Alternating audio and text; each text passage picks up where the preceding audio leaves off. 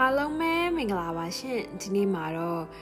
လာမဲလာပေါ့နော်နိုဝင်ဘာလထဲမှာကိုယ့်ရဲ့လူမှုရေးအခြေရေးစီးပွားရေးကျန်းမာရေးပညာရေးတွေနဲ့ပတ်သက်ပြီးတော့ဘယ်လိုအရာလေးတွေသိသင့်တယ်ဘာလေးတွေဖြစ်လာဖို့ရှိတယ်ဘယ်လိုမျိုးလေးတွေကိုမျှော်လင့်ထားလို့ရတယ်ဆိုတာနဲ့ပတ်သက်ပြီးတော့ကြည့်ထားပေးပါတယ်ဒီတော့အသက်ကလေးကိုဝအောင်ရှူလိုက်ပါပြီးသွားတဲ့အခါမှာဒီသုံးပုံနဲ့ကနေပေါ့နော်ကိုနဲ့ energy ကြိုက်တယ်လို့ထင်တဲ့ပုံ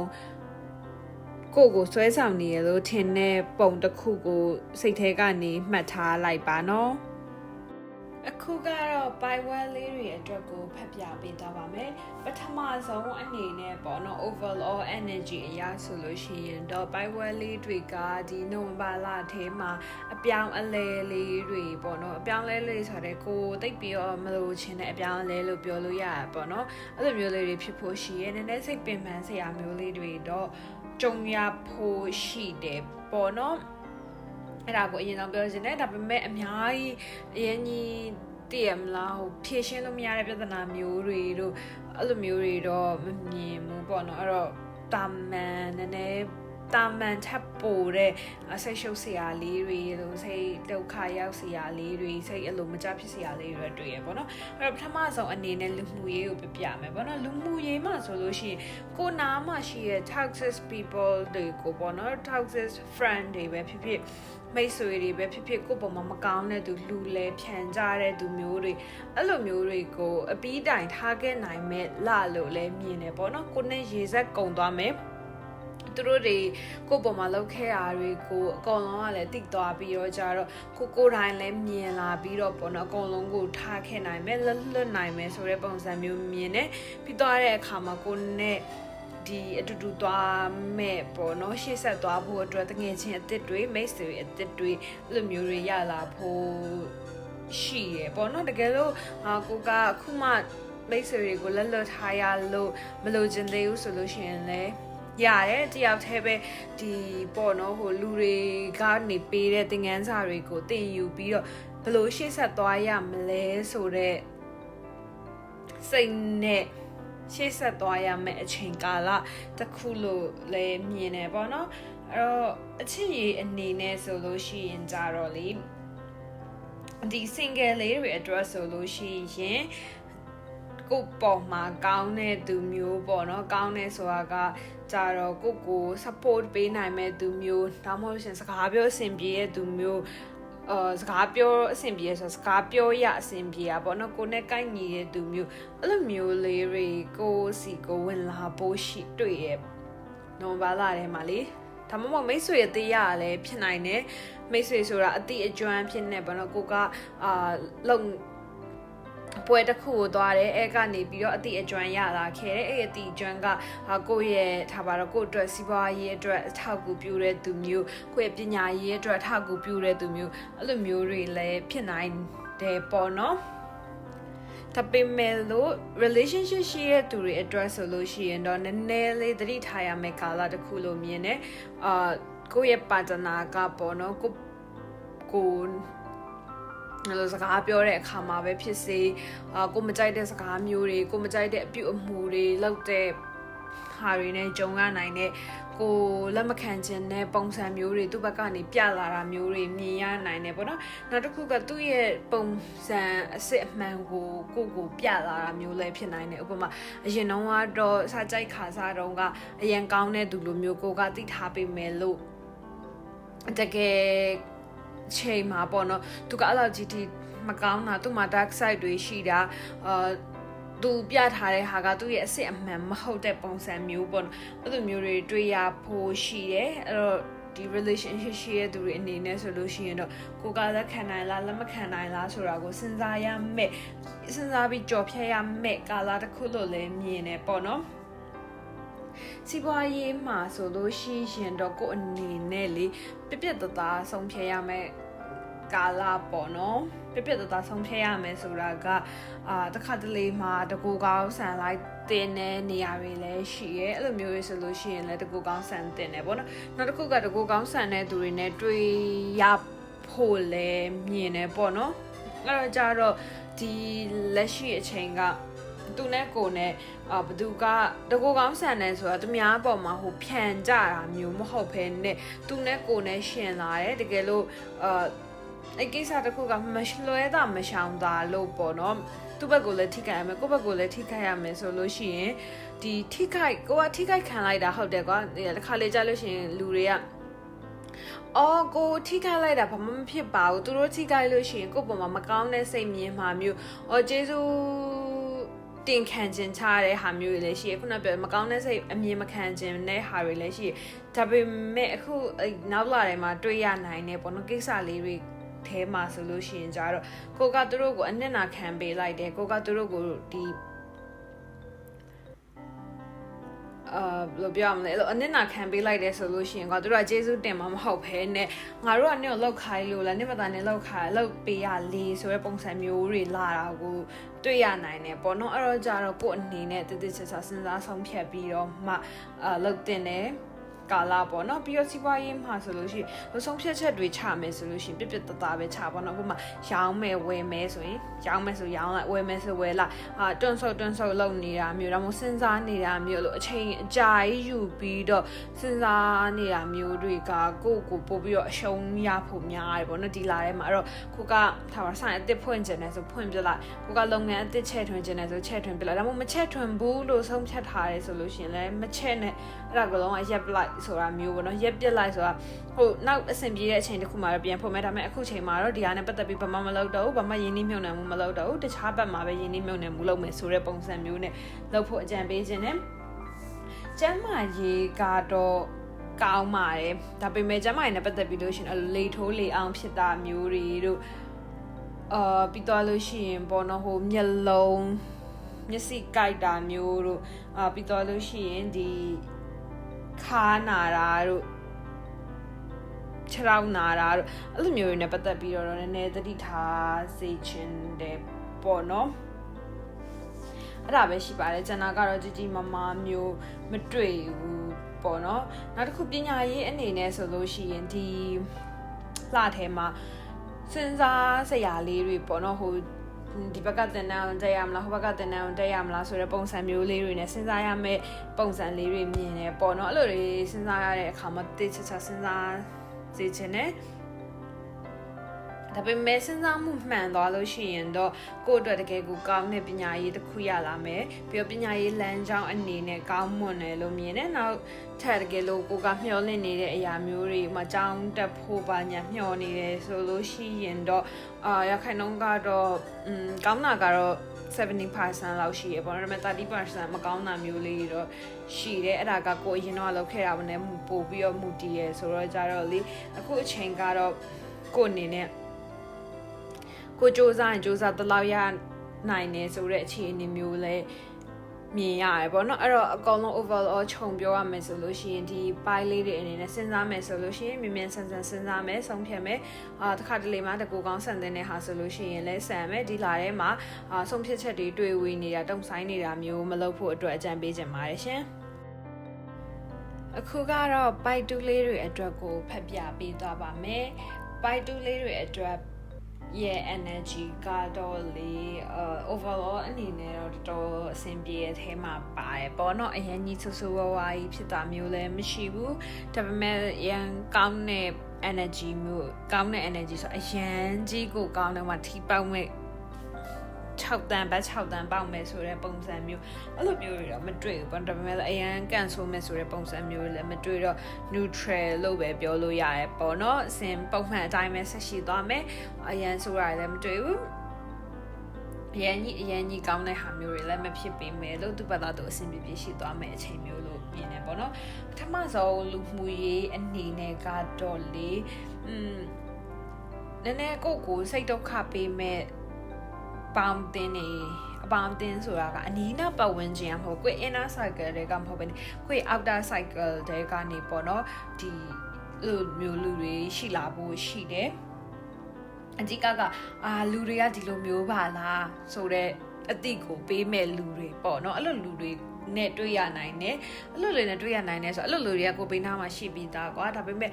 အဲ့လိုလူတွေကငါပေးသားမှာရှိပြီးသားပါလားဆိုတဲ့အတိတရားပေါ့နော် realization ဝင်လာမဲ့လားလို့လည်းပြောလို့ရတယ်ပေါ့နော်အဲ့တော့ကြတော့လူတွေကငါပေါ်မှာမကောင်းတာတွေလည်းရှိတာပဲငါကိုမကောင်းစေချင်တဲ့သူမျိုးတွေလည်းရှိတာပဲဆိုတော့ဟာမျိုးတွေလည်းဖြစ်နိုင်တယ်နောက်တစ်ခုကပေါ့နော်လူတွေပါပြောငါကတော့ငါလုံးဆရာရှိရတွေဆက်လုပ်ရမှာပဲဆိုတဲ့အတိမျိုးဝင်လာအောင်လို့ကိုလှုံ့ဆော်ပေးတဲ့သူတွေနဲ့တွေ့ရမယ်လို့လည်းပြောလို့ရပါပေါ့နော်အဓိကဘေးနာကပတ်ဝန်းကျင်ဘေးပတ်ဝန်းကျင်ကသူတွေဘာတွေပဲပြောပါစေကိုလုံးဆရာရှိတာကိုပဲဆက်လုပ်တဲ့အချိန်တစ်ခုပေါ့နော်သူများတွေဘယ်လောက်ပဲဝေဖန်ပါစေဥပမာကိုက social media content creator လုပ်တယ်ဆိုလို့ရှိရင်လူတွေကပြောကြတယ်နေ့ရဲ့ဟာကြီးကဘယ်လိုမျိုးလဲမ comment ရေးကြတဲ့သူတွေပေါ့နော်သူတို့ဆိုလို့ရှိရင်ကိုယ့်ရဲ့ inner circle ကမဟုတ်တော့သူတို့ကကိုယ့်ရဲ့ outer circle ကဖြစ်သွားပြီပေါ့နော်ကိုထိန်ချုပ်လို့လည်းမရဘူးကိုနာပတ်ဝန်းကျင်ကကိုယ့်ရဲ့ close friend တွေလည်းမဟုတ်ဘူးအဲ့တော့သူတို့တွေဘာပြောငါလုံးဆရာရှိတာဆက်လုပ်ရမှာပဲဆိုတော့စိတ်ကလေးနဲ့ဆက်လုပ်သွားမယ်ဆိုလို့ရှိရင်ပေါ့နော်အဆင်ပြေနိုင်တယ်အဲ့လိုလူတွေရှိပါလားဆိုတာကိုလည်းသိလာလိမ့်မယ်ပေါ့အချစ်ရေးမှာဆိုလို့ရှိရင်တော့လေ single လေးတွေအနေနဲ့ကိုပတ်သားကိုအေးစစ်စစ်နေတာကအကောင်းဆုံးအခြေအနေဖြစ်မယ်ပြီးတော့လို့ရှိရင်ဒီပိုင်းကိုဖတ်နေတဲ့ single လေးတွေမှာဆိုလို့ရှိရင်တော့ကိုလုံးဆရာရှိတာတွေကိုပို့ပြီးတော့အာယုံစိုက်ချင်တဲ့သူတွေများလိမ့်မယ်လို့တွေ့ရတယ်ပေါ့နော်အဲ့လိုလူတွေအတွက်ကောင်းတယ်ကိုလုံးဆရာရှိတာကိုပဲလုပ်မယ်ကိုသွားစရာရှိရတငယ်ချင်းတွေနဲ့သွားစရာရှိရသွားမယ်ကိုစားစရာရှိရစားမယ်ကိုလာစရာရှိရလာမယ်ဒီရီစားဆိုရအပူပေါ့နော်ခါလေးကြလို့ရှင်တော့ပူရပါတယ်ခါလေးကြသူများရဲ့ချစ်တာတွေမြင်ချစ်ချင်တာတော့ဟုတ်ပြီမဲ့လို့အခုချိန်မှာ single လေးတွေအနေနဲ့ဆိုရင်တော့ဒါကအပူလို့ပဲပြောလို့ရတယ်ပေါ့နော်ကိုလက်ရှိတာ tab ကိုပူလောင်စေမဲ့အရာတစ်ခုကိုကနေပုံရှောင်နေတာကအသင့်တော်ဆုံးအချိန်လို့ပဲပြောချင်ပါတယ်အဲ့လိုပြီးတော့ RS တွေအတွက်ကြတော့အစင်တော့ပြေတယ်အစင်ပြေရပေါ့နော်ကိုမရီစားရှိလို့ရှိရင်ရီစားကလက်ဆောင်ပေးတာမျိုးတွေတို့ကြုံရနိုင်တယ်ပြီးတော့လို့ရှိရင်နှစ်ယောက်အတူတူခီးထွက်တာမျိုးတွေခီးသွားရတာမျိုးတွေနှစ်ယောက်တည်းအတူတူမဟုတ်တာတငယ်ချင်းတွေနဲ့သွားရတာတွေကြုံရနိုင်တယ်ပေါ့နော်ပြီးတော့လို့ရှိရင်နှစ်ယောက်တည်းနာအတူတူသွားတာမျိုးလေးတွေပါတီအတူတူတက်တာမျိုးလေးတွေသူ့ဘက်ကအဲ့လိုဖိတ်လာတဲ့ဟာလေးတွေအဲ့လိုမျိုးလေးတွေကြုံရမယ်တိတ်ပြီးတော့မကောင်းတာမျိုးလည်းမရှိဘူးတတိထားစရာကတော့တိတ်မရှိဘူးပေါ့နော်အဆင်ပြေရလို့တွေ့ရတယ်အဲ့တော့စီးပွားရေးပြောရမယ်ဆိုလို့ရှိရင်တော့စီးပွားရေးမှာဒီအချိန်ဆိုတဲ့နောက်လပေါ့နော်နိုဝင်ဘာလထဲမှာကိုနေနဲ့မကျွမ်းကျင်တဲ့အပိုင်းတွေဆိုလို့ရှိရင်ဘာမှမလုပ်ဖို့တတိပေးချင်တယ်ပေါ့နော်အဓိကအဲ့ဒါပဲကိုကမကျွမ်းကျင်သေးဘူးဆိုလို့ရှိရင်ငါလှုပ်ရင်းနဲ့ကျွမ်းကျင်သွားပါလိမ့်မယ်ဆိုတဲ့အတွေးတွေကိုဒီနိုဝင်ဘာလထဲမှာရှောင်ရမယ်ကိုကစကားမပြောအဲ့လိုမျိုးဆိုလို့ရှိရင်အပြောဆိုမတက်တာဒါမှမဟုတ်အလုပ်အကိုင်မတက်တာကြောင့်မလို့ကိုယ့်ရဲ့ reputation ကိုထိခိုက်နိုင်တယ်တတိချာလည်းမလုံနိုင်တော့ဘူးပေါ့နော်အဲ့လိုမျိုးတွေကြုံရဖို့ရှိတယ်အဓိကကတော့လေမသေးချာမရေရာကိုယ့်ဘက်ကအရန်ကျွမ်းကျင်နေတာမျိုးမှမဟုတ်လို့ရှိရင်မလုံတင်ဘူးနောက်တစ်ခုကကိုကကျွမ်းကျင်နေတယ်ဆိုလို့ရှိရင်ဥပမာကိုကစကားပြောတဲ့နေရာမှာကျွမ်းကျင်တယ်ဆိုလို့ရှိရင်အဲ့လိုကိုယ့်ရဲ့ကျွမ်းကျင်ရာနဲ့ပတ်သက်ပြီးတော့ဒုက္ခနည်းနည်းအဆင်မပြေတာတွေ့ရဖို့ရှိရပေါ့နော်ဥပမာကိုကစကားပြောဈေးရောင်းတဲ့သူပဲထားပါဈေးရောင်းအရန်ကိုကျွမ်းကျင်တယ်ဒါပေမဲ့ကိုရောင်းလိုက်တဲ့ဟာထဲမှာအမှားပါသွားတယ်အပြောအဆိုထဲမှာပေါ့နော်ကိုကလူတွေဝယ်လာအောင်လို့ချဲ့ကားပြီးပြောတတ်တယ်အဲ့လိုမျိုးချိန်မှာချဲ့ကားပြီးပြောလိုက်တဲ့အချိန်မှာနည်းနည်းချဲ့ကားတာလွန်သွားတယ်ပေါ့နော်အဲ့ကြလို့ရှိရင်အဲ့ဟာတတိထားမိသွားတဲ့သူတယောက်ကပြဿနာရှာတာမျိုးအဲ့လိုမျိုးတွေ့ကြောင်းမလို့ပြဿနာတက်ရတာမျိုးတွေကြုံလာရနိုင်တယ်ပေါ့နော်အဲ့တော့ကြတော့အခုချိန်မှာအဲ့လိုမျိုးအလွန်အကျူးလောက်တာမျိုးတွေကိုလည်းရှောင်စေချင်တယ်ပေါ့နော်ကိုယ့်ရဲ့ skills တွေကိုကျွမ်းကျင်တဲ့ဟာတွေကိုအရင်ကြီးထုတ်ပြပြီးတော့နေရမယ့်အချိန်မဟုတ်သေးဘူးလို့ပဲမြင်တယ်ပေါ့နော်အဲ့လိုပြောလို့ဘာမှမလုပ်ဘဲနေရမှာလားဆိုတော့လည်းမဟုတ်ဘူးပေါ့နော်ပုံမှန်လုပ်ဆရာရှိရတော့လုပ်မဲ့ဒါပေမဲ့စကားပြောတဲ့အခါမှာအလုပ်လုပ်တဲ့အခါမှာကိုရောင်းဝယ်တဲ့ဒါမှမဟုတ်လို့ရှိရင်လည်းအလုပ်တွေလုပ်တဲ့အခါမှာအရင်ကြီးကို အတက်လွန်ကြောင့်မပြဖို့အတွက်ပြောချင်တာပေါ့နော်ကျမရေးအနေနဲ့ကတော့ကောင်းတယ်လို့ပြောလို့ရတယ်ကျမရေးမှာဆိုလို့ရှိရင်ကိုထားပါတော့ယောဂတွေရှိတယ်ဒါကိုနာမကျန်းဖြစ်နေတဲ့ဟာမျိုးလေးတွေရှိတယ်ဆိုလို့ရှိရင်သူများကပေးတဲ့ဆေးတွေသူများကညှောင်းလိုက်တဲ့ဆေးတွေကြောင့်မလို့ပျောက်ကင်းသွားတာတက်တာသွားတာမျိုးတွေတွေ့ရတယ်အဲ့လိုမျိုးတွေကိုလိုက်တောက်ကြည့်ရင်းနဲ့ပေါ့နော်ကိုအနာနဲ့ဆေးတွေ့သွားတဲ့ပုံစံမျိုးတွေကိုလည်းမြင်ရတယ်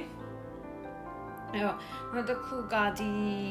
လာတဲမှာပေါ့နော်ခွဲစိတ်ရမဲ့သူမျိုးတွေလူမျိုးတွေရှိရင်တော့အမြင်ခွဲစိတ်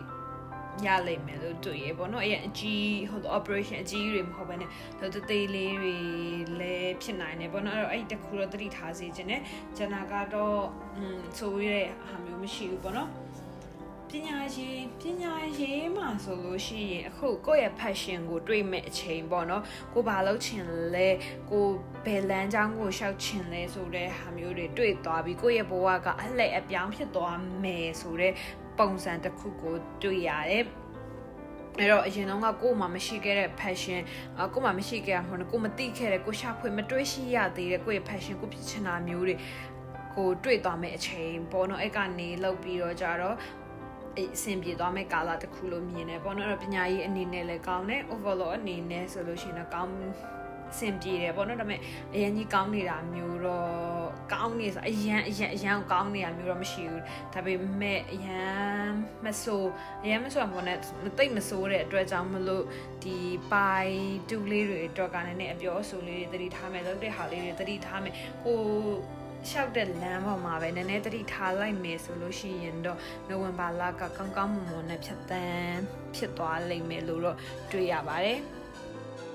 အခုကတော့ Pi3 လေးတွေအတွက်ကိုဖတ်ပြပေးသွားပါမယ် Pi3 လေးတွေအတွက် overall energy အရာပြောရမယ်ဆိုလို့ရှိရင်တော့ကောင်းတယ်ပေါ့နော်ကောင်းတဲ့ထဲမှာပါတယ်အရန်ဆိုတာမျိုးတွေမတွေ့ရဘူး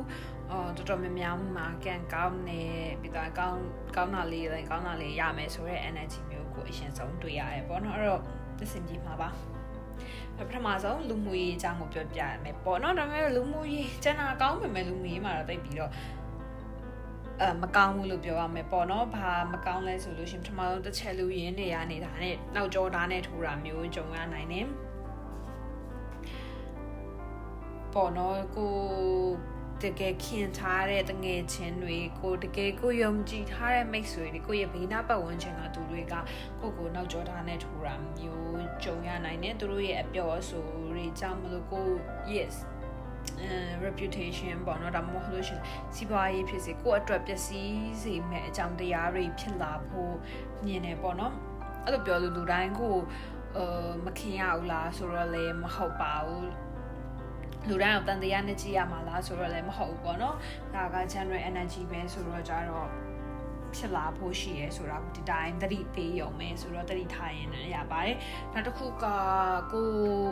ပြောချင်တာတွေကြတော့ထုတ်ပြောလို့မရပဲနဲ့ပေါ့နော်မိတ်ဆွေပေါင်းတင်နေကြတာကိုစကားကအရာမရဖိုင်နဲ့သူတို့စကားကပဲကိုလွှမ်းမိုးတာမျိုးတွေဖြစ်လာဖို့ပေါ့နော်အဲ့လိုမျိုးခြေနေမျိုးကိုလည်းမြင်တယ်နောက်တစ်ခုကြတော့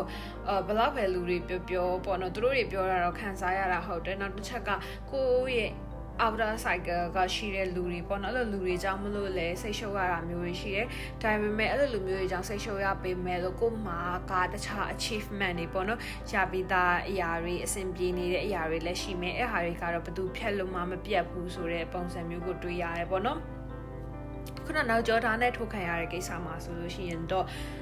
မကောင်းအဲ့ဒါတော့မကောင်းဘူးပေါ့နော်ဒါပေမဲ့ကောင်းတာတစ်ချက်ကဘာလဲဆိုတော့အဲ့လိုလူတွေကိုကိုဘဝထဲကနေမြ мян ဆန်းဆန်းထုတ်ပြလိုက်နိုင်မယ်ထုတ်ပြပြီးသွားတဲ့နောက်မှာကိုယ့်ရဲ့ဘဝကရှေ့ဆက်ကိုသွားမှာဖြစ်တဲ့အတွက်ကြောင့်မလို့ကိုလှုပ်ချင်တဲ့အရာတွေကိုအကောင်အထည်ဖော်ရင်နဲ့ကိုကပူပြီးတော့ကောင်းမွန်တဲ့သူတိုးတက်တဲ့သူဖြစ်လာဖို့ရှိတယ်ပေါ့နော်အဲ့တော့ဒါကအဆိုးဖြစ်ပေမဲ့အကောင်းလို့ပဲပြောလို့ရတယ်ပေါ့နော်အခြေရည်နဲ့ပတ်သက်လို့ရှိရင်ပြပေးမယ်အခြေရည်နဲ့ပတ်သက်လို့ရှိရင်ကြတော့single အနေနဲ့ဆိုလို့ရှိရင်ကိုကောင်းတယ်ပေါ့နော်တကယ်လို့ကိုကစကားပြောဖို့လေးလိုချင်တယ်ဆိုလို့ရှိရင်လည်းစကားပြောဖို့လေးရလာမယ့်အချိန်တစ်ခုလည်းဖြစ်တယ်ကိုက နည်းနည်းဤကျင်တဲ့သူမျိုးဆိုလို့ရှိရင်လည်းအရင်ကြီးတော့ easily အဲ့လိုလုပ်လို့ရမယ့်သူမျိုးတော့မဟုတ်ပေမဲ့ flirt လို့ရမယ့်သူမျိုးတော့မဟုတ်ပေမဲ့လို့ကိုစီကိုလို့စကားပြောဖို့တိုင်ပင်ဖို့အဲ့လိုလူတော့ဝင်လာဖို့ရှိရပေါ့နော်အရင်ဆုံးအနေနဲ့လေတပေမဲ့လို့relationship သမားတွေဆိုလို့ရှိရင်တော့စကားများတာမျိုးတွေကြုံရနိုင်တယ်ပေါ့နော်တယောက်နဲ့တယောက်အမြင်မတူတာတွေ conflict ဖြစ်တာတွေပရိပက္ခဖြစ်တာမျိုးတွေကြုံရဖို့ရှိတယ်တယောက်နဲ့တယောက်ညှိရနှိုင်းရမယ့်ကိစ္စမျိုးတွေရှိတယ်အဲ့လိုညှိရနှိုင်းရမယ့်ကိစ္စမျိုးတွေကိုရှောင်တဲ့နေပေါ့နော်ဘာလို့လဲဆိုတော့တခါတလေမှလေအဲ့လိုညှိလိုက်နှိုင်းလိုက်လို့ရှိရင်ညှိလိုက်နှိုင်းလိုက်လို့ရှိရင်ဆိုတာတဲ့ကိုပြောချင်တာတွေသူပြောချင်တာတွေပြောပြီးသွားတဲ့အချိန်မှာသူ့အကြောင်းကိုအကြောင်းပို့တိပြီးတော့နှစ်ယောက်ကပို့ပြီးရင်းနှီးသွားတဲ့အချိန်မျိုးလည်းရှိနိုင်တယ်ဒါပေမဲ့တစ်ခါလေမှနှစ်ယောက်အဲ့လိုပြောလိုက်မှနင်ကငါ့ကိုဒီလိုထင်နေရလားသူ့ဘက်ကလည်းမင်းဘက်ကရောကိုယ်ဒီလိုထင်နေရလားကိုယ့်ဘက်ကလည်းမင်းဘက်ကရောငါ့ကိုဒီလိုထင်နေရလားဆိုတဲ့ပုံစံမျိုးတွေဖြစ်သွားပြီးနေ့စိတ်ထဲမှာရှိနေတာဒါမျိုးတွေပေါ့ငါစိတ်ထဲမှာရှိနေတာဒါတွေအဲ့လိုမျိုးထုတ်ပြောမိသွားပြီးသွားတော့ကွာမလိုအပ်တဲ့အထင်လွယ်မှုတွေတယောက်နဲ့တယောက်ချာမှာပို့ပြီးတော့မြင့်လာနိုင်တဲ့အခြေအနေတစ်ခုလို့မြင်တယ်ပေါ့နော်အဲ့တော့ကြတော့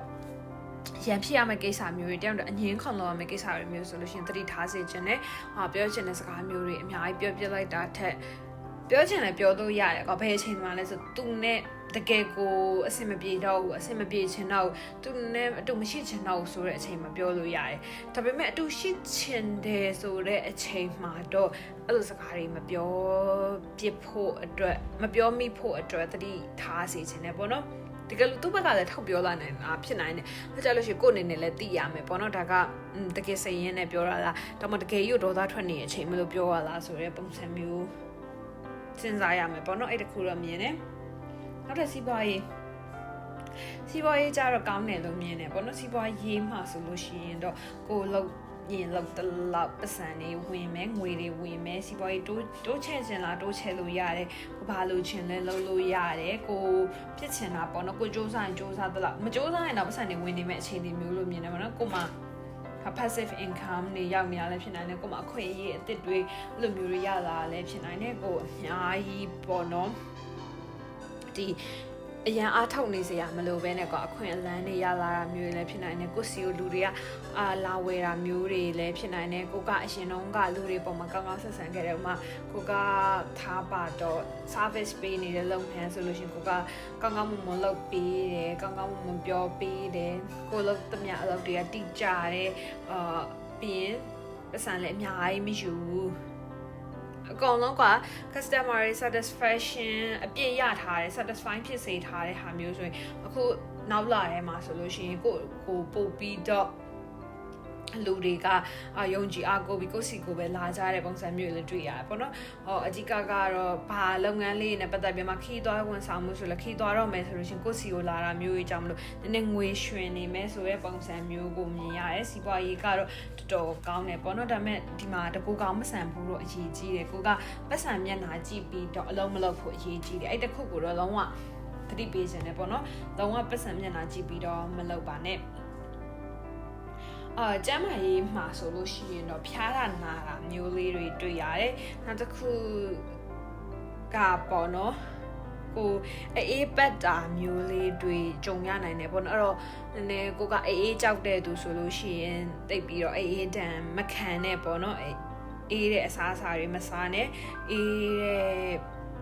ဒီ aircon ဖွင့်တာမျိုးတွေရှောင်ရှားတဲ့နယ်ပေါ့နော်ရှောင်ရှားတဲ့နယ်ဆိုတာတတိထားပေါ့နော်ပြီးအေးပတ်တာမျိုးတွေအဲ့လိုချွေးပတ်တဲ့ပုံစံမျိုးတွေလည်းတွေ့ရပေါ့နော်အဲ့တော့အဲ့ဟာတွေလည်းတတိထားစေခြင်းနဲ့နောက်တစ်ခုကရာသီဥတုအကူအပြောင်းဖြစ်တဲ့အတွက်ကြောင့်မလို့နေပူတွေကပြန်လာပြီးအေးခန်းနဲ့ဝင်တာတော့မအေးခန်းနဲ့နေပူတွေထွက်တာတို့အဲ့လိုမျိုးတွေလည်းမလုပ်ဖို့အတွက်တတိပေးခြင်းနဲ့ပေါ့နော်အဲ့လိုဖျားတာနာတာမျိုးလေးတွေတော့ဖြစ်ရနိုင်တယ်အရင်ကြီးဆိုဝါတော့မဖြစ်ဘူးနော်တစ်ခုကလိုင်းပေါ်မှာတွေ့သမျှဆေးတွေကိုလိုက်ပြီးတော့မတောက်ပါနဲ့သူများဖြစ်တဲ့ဟာနဲ့ကိုဖြစ်တဲ့ဟာနဲ့အတူချင်မှတူမှအဲ့တော့ကြတော့ကိုဖြစ်တဲ့ကိုမှာယောဂရှိရဲဆိုရှင်ကိုဖြစ်တဲ့ယောဂကိုစေခန်းကိုသိချပြမယ်ပေါ့နော်စေခန်းပြတဲ့နေရာမှာလည်းဒီဈေးသိချကြည့်ပြီးတော့ဘာလို့လဲဆိုတော့ဒါကတော့ reading နဲ့မဆိုင်ပေမဲ့လို့ကြားဖြန့်နေပါလေရှိရဲပေါ့နော်အဲ့တော့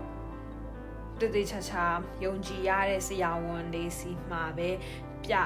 တင်တယ်ပေါ့နော်လူတွေအဲ့လိုမျိုး line မှာညွှန်ပေးတာမျိုးတွေဘာတွေကြောက်မလို့လိုက်လောက်တာမျိုးတွေကလုံးဝရှောင်တင်တယ်ပေါ့နော်ပညာရေးနဲ့ပတ်သက်လို့ရှိရင်